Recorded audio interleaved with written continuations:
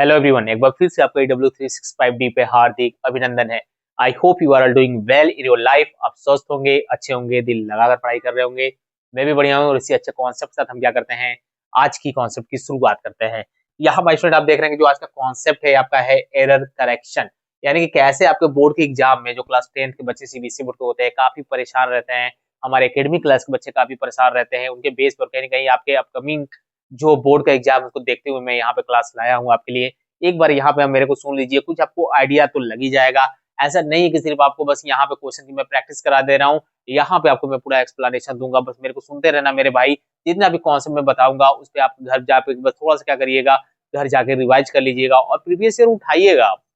थोड़ा देखिएगा वहां पे किस तरह का क्वेश्चन पूछा हुआ है, थोड़ा सा उसके कॉन्सेप्ट को पढ़िएगा। जैसे आपकी लास्ट क्लास में मैंने आपको एक जबरदस्त कॉन्सेप्ट बताया था जिसमें आपने देखा था इन्फिनिटिव का यूज आपने देखा था, प्रीपोजिशन का कुछ यूज आपने देखा कि कैसे एरर पॉइंट देता है। आज भी देखेंगे बहुत ही जबरदस्त कॉन्सेप्ट। बस मेरे साथ यहाँ पे बने रहिएगा, 4 से 5 मिनट इतने ही बहुत मोर देन एनफ है और कहीं ना कहीं आपको यहाँ पे मैक्सिमम नॉलेज आप लेकर जाएंगे। आप देख रहे हैं क्वेश्चन लिखा हुआ है, the following paragraph has not been edited and there is the one error in the each line. हर एक लाइन में क्या है आपका एरर है। Identify the error and write down it correction. आपको एरर भी फाइंड करना है और आपको उसको करेक्शन भी लिखना है। जरा ध्यान से देखिएगा मैं स्टूडेंट, यहाँ पे पहली लाइन में पढ़ रहा हूँ, बैड मूवीज हु एडवर्सली। यहाँ पे सबसे बड़ी बात माय स्टूडेंट आप यहाँ पे देखिए कि कहीं ना कहीं आपको ग्रामर के आपके एरर डिरेक्शन में मैं पहले ही बता रहा हूँ आपका कि जैसे ही आप एरर करेक्शन की बात करते हो माय स्टूडेंट, सबसे पहले आपको आनी चाहिए सब्जेक्ट। लिख लीजिए, टॉपिक लिख लीजिए, सब्जेक्ट वर्ब एग्रीमेंट, जहां से काम आपको हो जाएगा। सब्जेक्ट वर्ब एग्रीमेंट ये एक रामबाण है, ठीक है, जो मैं बता रहा हूँ। उसके बाद से माय स्टूडेंट आपका क्या आपको आना चाहिए, आपको डिटरमिनर्स आना चाहिए। डिटरमिनर्स आना चाहिए माय डियर स्टूडेंट। डिटरमिनर्स में आपके आर्टिकल बहुत ही मोस्ट इंपोर्टेंट है, इनके यूज पर क्वेश्चन फंसा देता है। और आपको टेंस आनी चाहिए माय स्टूडेंट, आपको टेंस आने चाहिए, आपको एक्टिव वॉइस पैसिव वॉइस आनी चाहिए। एक्टिव वॉइस पैसिव वॉइस आनी चाहिए। आपको नरेशन में भी सेंटेंस दे सकता है, तो कहीं ना कहीं आपका प्रीपोजिशन देता है। प्रीपोजिशन देने के बाद माय स्टूडेंट आपका क्या देगा, आपका एडजेक्टिव दे सकता है, आपका एडवर्ब दे सकता है। आप देखेंगे आज लगभग यहाँ पे मैं कुछ कॉन्सेप्ट आपके एडवर्ब के, कुछ टेंस के और कुछ आपके क्या यहाँ माय स्टूडेंट आपके कुछ प्रीपोजिशन के मैंने कॉन्सेप्ट यहाँ पे लाया है। यहाँ पे मैंने लिखा है यहाँ पे लगभग आप 3 से 4 क्या करेंगे कॉन्सेप्ट मेरे साथ यहाँ देखेंगे और बहुत मजा आपको आने वाला है।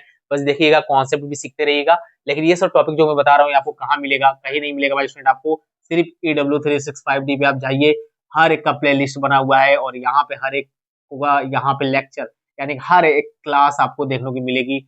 40 to 50 लेक्चर में मजाक नहीं होता है यार। और हर एक लेक्चर आपको 10 से 15 मिनट के क्लासेस में आपको देखने को मिलेगा। अगर ऐड करने जाओगे तो हर एक क्लास आपका 4 से 5 घंटे में समाप्त किया गया है और गजब कॉन्सेप्ट है सब। लेकिन आपको जरूरत है वहां पे पढ़ने की, सब्र रख के पढ़ने की, क्योंकि यहाँ पे मजाक नहीं कराया गया है, यहाँ पे पढ़ाया गया है बच्चों को। लेकिन यहाँ पे सबसे बड़ी चीज है कि आप यहाँ से पढ़िए और अपने बोर्ड में अप्लाई करिए और बोर्ड में जाइए और देखिए क्वेश्चन कहाँ से आ रहा है, कहाँ से फंस रहा है। और मैं आपसे वादा करता हूँ कि जितने भी यूपी बोर्ड के बच्चे हैं, सीबीएसई बोर्ड के बच्चे हैं, नरेशन की टॉपिक आ रही है, एरर करेक्शन की बात आएगी, लेटर की बात आएगी, हर एक कॉन्सेप्ट जो मैंने बताया है उसे बाहर एक भी क्वेश्चन जाने वाला नहीं है। ठीक है, लिखा हुआ है बैड मूवीज हु। यहाँ माय स्टूडेंट आप देखिएगा जरा, यहाँ पे क्या लिखा हुआ है, यहाँ पे हु लिखा हुआ है। हु का कॉन्सेप्ट माय स्टूडेंट आप क्या कहता है, हु आपका क्या कहता है कि हु भैया ये किसी व्यक्ति के लिए, किसी पर्सन के लिए, अच्छा ये एज अ सब्जेक्ट भी यूज होता है my student. As a who subject भी यूज होता है, एज अ सिंगुलर भी यूज होगा, एज अ प्लूरल भी यूज होगा, जैसा आपका सब्जेक्ट रहेगा, जैसा आपका नाउन रहेगा। तो जो हु है माय स्टूडेंट ये क्या करता है, किसी पर्सन को क्या करता है, पर्सन के लिए क्या होता है, पर्सन के लिए यूज होता है। पर्सन के लिए यूज होता है, किसी वस्तु के लिए, किसी वस्तु के लिए या फिर नॉन लिविंग थिंग्स कह सकते हो।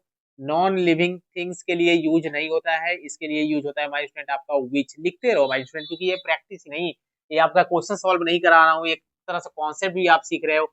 यानी कि जो आप देखते हो माय स्टूडेंट ये आपका, वैसे तो अगर सही मायने में देखा जाए तो ये आपका रिलेटिव आपके प्रोनाउन होते हैं, रिलेटिव एडवर्ब आपके होते हैं, जिनका कॉन्सेप्ट आपको पढ़ना होता है। अगर आप नहीं पढ़ते हैं तो बहुत ही समस्याएं खड़ी हो जाएंगी आपके लाइफ में, पढ़ना ही पड़ेगा माय स्टूडेंट। कोई जरूरत यहाँ पे आपको इससे भाग नहीं पाएंगे। आप रिलेटिव, आप नाउन पढ़िए, रिलेटिव आप एडवर्ब पढ़िए, उसमें आपको ये देखने को मिलेगा। तो हु का यूज माय स्टूडेंट क्या करते हैं, हम पर्सन के लिए करते हैं, एक व्यक्ति के लिए करते हैं, चाहे वो मेल हो या फीमेल हो। लिखते रहिए, चाहे मेल हो चाहे फीमेल हो, अगर कहीं भी हु देख जाइएगा तो कहीं ना कहीं उसके साथ आप देखेंगे माय स्टूडेंट जो आपका नाउन रहेगा वो आपका पर्सन होना चाहिए। आपके पर्सन में क्या हो सकता है, मेल भी हो सकता है। दिख रहा होगा माय स्टूडेंट, इस पे थोड़ा कम, इसलिए मैं छोटा छोटा लिख रहा हूँ, लेकिन जो मैं बोल रहा हूँ उस पर ज्यादा जाइएगा। ठीक है, भावनाओं को ज्यादा समझने की कोशिश करिए, राइटिंग पे ज्यादा नहीं जाएंगे। ठीक है कि छोटा ही आंसर लिख रहे हैं, मुझे बड़ा बड़ा चाहिए नहीं, ऐसा नहीं है। अब मैं जो समझा रहा हूँ बस उसको आप सुनिए ध्यान से, आपको वैसे ही समझ आने लगेगा ऐसे ही। तो पहला कॉन्सेप्ट हु का आपने यूज देखा कि हु, जो हु होता है माय स्टूडेंट आपका as a singular as a plural आपके किसी सेंटेंस में यूज होते हैं। और कहीं ना कहीं माय स्टूडेंट जो हु का यूज होता है पर्सन के लिए होता है, चाहे हमारा मेल हो या फीमेल हो। और हु आपके लिविंग थिंग्स के साथ आपका यूज होता है माय स्टूडेंट। और आपका जो यहाँ पे किसी वस्तु के लिए अगर बात करते हैं आप एंड नॉन लिविंग थिंग्स की बात आप करते हो तो आप वहाँ पे विच का यूज करते हो। तो यहाँ माय स्टूडेंट आपके बैड मूवीज की बात, मूवी की बात की गई यार। मूवी कोई लिविंग थिंग्स थोड़ी है, कोई पर्सन थोड़ी है मूवी। मैं मूवी की बात कर रहा हूँ, नॉन लिविंग थिंग्स है। ठीक है, किसी ऑब्जेक्ट के बारे में हम बात कर रहे हैं कि ये मूवी है। मूवी आप देखते हो ना, वो मूवी बनी हुई है, क्या मूवी को कुछ कर पाओगे क्या? नहीं कर पाओगे। ठीक है, मूवी जब बनी है तो बनी हुई है। और ठीक है, वो मूवी अपने जगह पे है। तो यहाँ पे मूवी के साथ आप देख रहे हो, मूवीज के साथ हु नहीं होगा माय स्टूडेंट। हु आपका रॉन्ग दे रखा है, आगे मुझे पढ़ने की जरूरत ही नहीं है। आगे पढ़ने की जरूरत नहीं है। एडवर्सली लिखा हुआ है, affected, affected the life style of the youth. Youth के लाइफ स्टाइल को क्या करती है? अफेक्टेड करती है। ठीक है, इसे शुड बी बैन, इसे क्या होना चाहिए? ऐसे मूवी को बैन होना चाहिए। ठीक है, यानी कि इसको रोक देना चाहिए, बैन कर देना चाहिए। तो हु आपका माय स्टूडेंट आपका एरर दे रखा है, आपका करेक्शन में क्या होगा? विच होगा। बोलो मजा आया कि नहीं? मजा आया कि नहीं? ये प्रैक्टिस होता है, अगर पढ़ लो रूल्स और फिर प्रैक्टिस कर लो ना तो फिर क्या कहना, मजा आ जाता है। ठीक है, यहाँ पे लिखा हुआ है लास्ट मंथ, पहले देखते चलिएगा माय स्टूडेंट। यहाँ पे लिखा हुआ है लास्ट मंथ, ये पिछले मंथ की बात की जा रही है। एक टूरिस्ट बस क्या हो गई है? Collided in a lorry. ठीक है, कॉलिडेड इन अ लॉरी, यहाँ पे आप देख रहे हैं माय स्टूडेंट। तो यहाँ पे आप देख रहे हैं कि कॉलिडेड आपका टकरा जाना, कॉलिडेड टकरा गई इन अ लॉरी, एक लॉरी में। अरे एक लॉरी में कैसे टकरा जाएगी मेरे भाई? एक लॉरी में कैसे टकरा जाएगी? और यहाँ पे मैंने आपको बोला था मैं प्रीपोजिशन में भी यूज बताऊंगा। और यहाँ पे आपने एडवर्ब का यूज आपने देख लिया माय स्टूडेंट। यहाँ पर रिलेटिव का, रिलेटिव एडवर्ब का कॉन्सेप्ट आपने देखा। ठीक है, रिलेटिव प्रोनाउन में भी आते हैं आपके हु आते हैं, विच आते हैं। ठीक है, तो आप कहीं न कहीं ये चीज़ें सीख रहे हैं। और यहाँ पे आप देख रहे हैं कि यहाँ पे मैंने बात किया प्रीपोजिशन की। प्रीपोजिशन में 2 आपको चीज़ बता रहा हूँ मैं इसमें। एक चीज़ आप देखिएगा, इन का यूज़ जो होता है, इन का यूज़ वैसे मैं पूरा यहाँ पे एक्सप्लेनेशन नहीं करूँगा, इसमें भी मैं आपको डॉक्टरी कराऊँगा, लेकिन जब प्रीपोजिशन टॉपिक पढ़ाऊँगा तब मैं आपको बताऊँगा कि एक्चुअल में इन सबका यूज़ कहाँ-कहाँ पे होता है। एक छोटा-छोटा चीज़ बताएँगे। मेरे साथ ज़रूरत है सब्र रखने की, ठीक है, पढ़ने की। लेकिन हर बच्चों को आज के टाइम में सब्र ही तो नहीं है। वो बस चाहते हैं कि मुझे थोड़ा-सा जल्दी-जल्दी सब कुछ मिल जाए, मेरा काम हो जाए, फिर अपना लगे काम करने। अगर प्रॉपर बढ़िया में नॉलेज चाहिए ना, फिर तो फिर आप जुड़ सकते हैं यहाँ पे। अगर आपको वही चाहिए कि शॉर्ट तो बहुत बड़े-बड़े हैं, 20 मिनट में लेकर आ जाएँगे, पूरा टेंस खत्म हो जाएगा। आपके 15 मिनट में आपको बता देंगे कि आप 15 सेकंड में पूरा टेंस बता देते हैं, पता नहीं कैसे। ठीक है, 15 सेकंड में बहुत ज़्यादा बोल दिया। ठीक है, इसको भी इंग्लिश ग्रामर में अगर बढ़ा-चढ़ा के मैंने बोल दिया तो क्या कहते हैं? फिगर ऑफ स्पीच में। ये आपका होमवर्क रहेगा, इसको फाइंड करिएगा। ठीक है, यहाँ पे आप इन की बात की जाएगी। इन का मतलब होता है में, इन का मतलब होता है में। और ये स्टेप फॉर्म के लिए यूज़ करते हैं। तो सबसे पहली बात तो अगर कोई वेन है, आपकी बस है, टूरिस्ट बस है, अगर वो कोलिडेट होती है, टकराती है तो पहली बात तो स्टेप फॉर्म में रहेगी, नहीं तो वैसे ही इन गलत हो गया। और इन अ लॉरी, एक लॉरी में टकरा गई। अरे लॉरी में कैसे टकरा जाएगी भाई? लॉरी के साथ टकराएगी ना, लॉरी के साथ ना टकराएगी। ठीक है, तो यहाँ माय स्टूडेंट आपका जो इन है, तो इस हिसाब से आपको सही लग रहा है मेरे भाई। नहीं, आपका करेक्ट क्या होगा? आपका विथ होगा। ठीक है, विथ का मतलब होता है के साथ। जब आप किसी के साथ क्या करते हो, आप टकराते हो तो वहां पे क्या करते हो? वहां पे विथ का यूज करते हो। के साथ के लिए विथ का यूज करेंगे।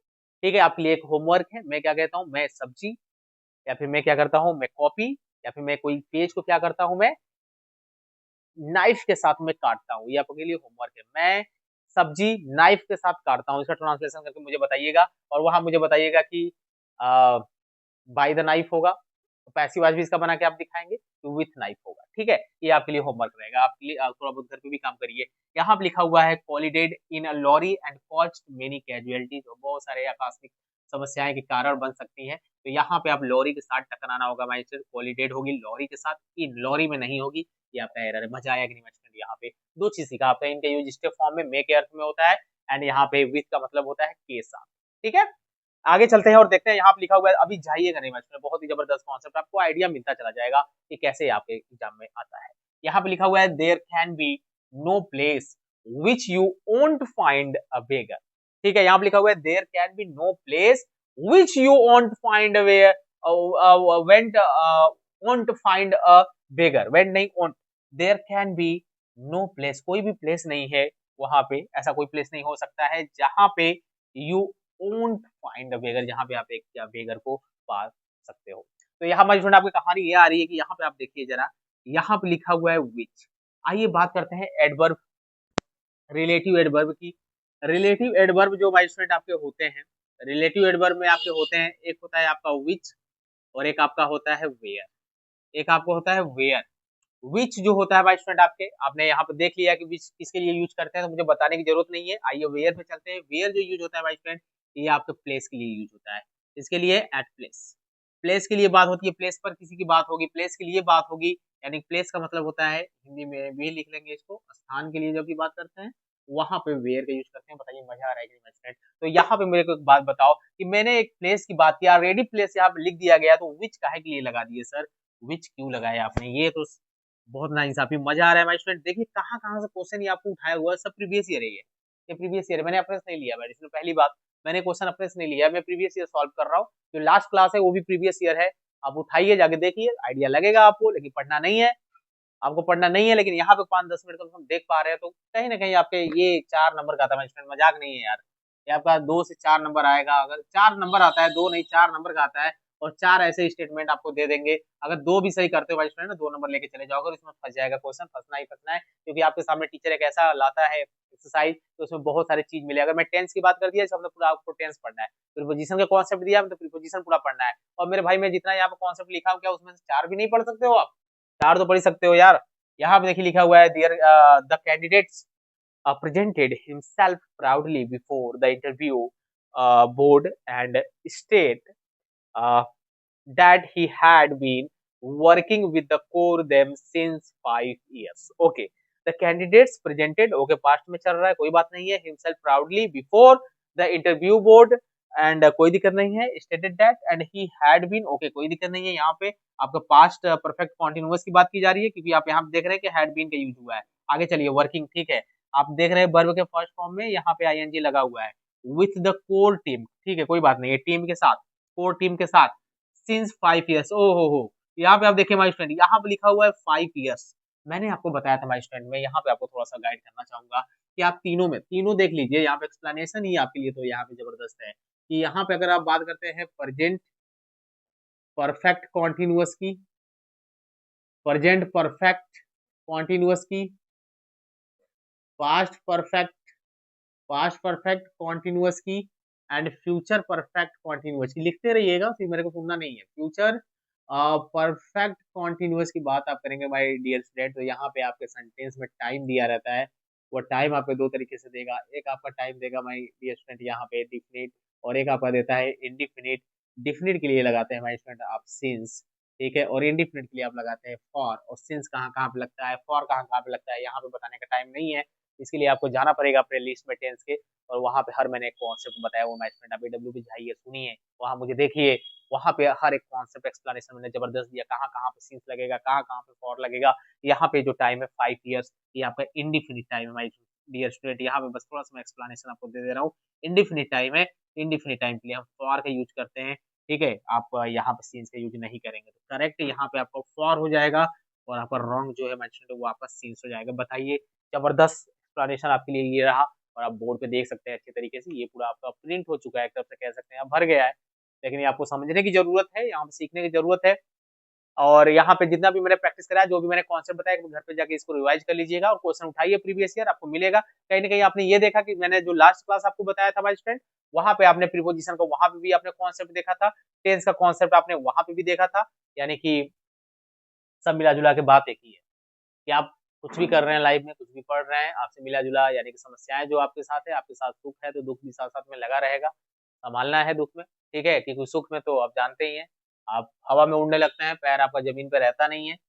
और कहते हैं कि अगर जो इंसान थोड़ी थोड़ी खुशियों में थोड़ी थोड़ी चीज मिल जाती है और हवा में उड़ने लगता है, पैर जमीन पे है ही नहीं, तो एक तरफ से कह सकते हैं कि लाइफ उसकी पतन की तरफ जा रही है, और अंधेरे में काफी जा रही है। आप कितने ही ऊपर क्यों ना जाइए, आपका हमेशा जो पैर है वो जमीन के साथ एकदम दबे रहने चाहिए। वो कहते हैं ना माय स्टूडेंट, एक अच्छी बात है, एक अच्छी लाइन है, जो मैं आपके सामने शेयर करना चाहता हूँ, यहाँ पे मैं आपके सामने शेयर कर रहा हूँ, उसको आप सुन भी सकते हैं। कहते हैं कि एक इंसान का